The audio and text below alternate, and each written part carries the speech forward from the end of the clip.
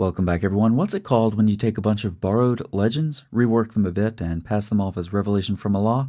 In this case, you get chapter 18 of the Quran, which is well known to have borrowed from Syriac sources. Narrowing our survey of Quran borrowing down to Alexander the Great specifically, there are primarily three Syriac sources that influenced the various Arabic traditions about him. The titles and dates you see come from Kevin von Blottel's 2007 article, though see also the important recent work by Tommaso Tassé for an updated assessment of some of these texts. First, the Alexander Romance has been dated to about 629, with the original Greek composition being much earlier. The Romance contains both historical and mythical accounts of Alexander's conquests. Next would be the Syriac Alexander legend. This work of Byzantine apocalyptic propaganda, say that 5 times fast, leverages the fame of Alexander as it looks forward to the end of a bitter war with the Persians. The legend describes Alexander building a large wall as a barricade against the nations of Gog and Magog, a story you'll also recognize from the Quran in, you guessed it, chapter 18. And the final important Syriac text is the Alexander Homily, the Song of Alexander or Alexander poem. This account includes additional material about the expeditions of Alexander, including his search for the Fountain of Life. Here's how part of one version of the story goes. The king and his cook were out traveling, and the cook came to water, alighted, and began to wash the salt fish. And it did not come to life in his hand. As had been said, finally he came to a fountain in which was the water of life. And he drew near to wash the fish in the water, and it came to life, and escaped. The faulty one feared lest the king would require at his hand that he should return to him the fish, which came to life without impediment. And he leapt down into the water to catch it, but he was not able. He went up from the fountain to tell the king, and so forth. Then the king rejoiced that he had heard of the fountain, and he went back to bathe in it, as he had asked. Now, you may have missed the surprising Christian overtones in this story. Tommaso Tassé comments, during late antiquity, the theme of Alexander's quest for the water of life came to be associated with Christian symbolism. Such expressions closely recall those by which the baptism ceremony is referred to in several Christian texts from late antiquity. The fountain of life is thus a baptismal symbol. As for the particular episode of the salt fish coming back to life, this might have been read as an allusion to Christ's resurrection, the fish being a very common symbol for Jesus in late antique art and literature. Now, it's very interesting that Professor Tassé notes that it's probably this Christian symbolism that explains why all things resurrection have been removed in the Talmud's version of this story. So Alexander was going along, he camped by a well to eat bread, he had in his hand salted fish, and he was washing off the salt, and as he was, a fragrance wafted. So you could tell where the waters of life, the waters flowing from the Garden of Eden, were by the scent of the water. He said, from that fact, we may conclude that the well flows from the Garden of Eden.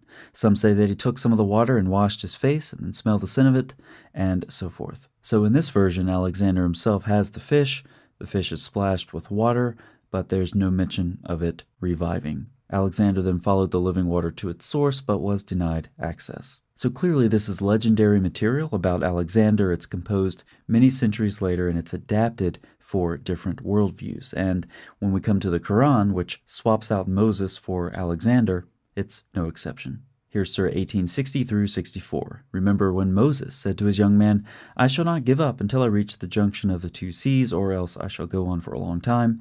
When they reached the junction of them, they forgot their fish, for it had taken its way into the sea, swimming off. So when they had passed beyond that place, he said to his young man, Bring us our morning meal. We have indeed become weary from this journey of ours. He said, Did you see when we took refuge at the rock? Surely I forgot the fish.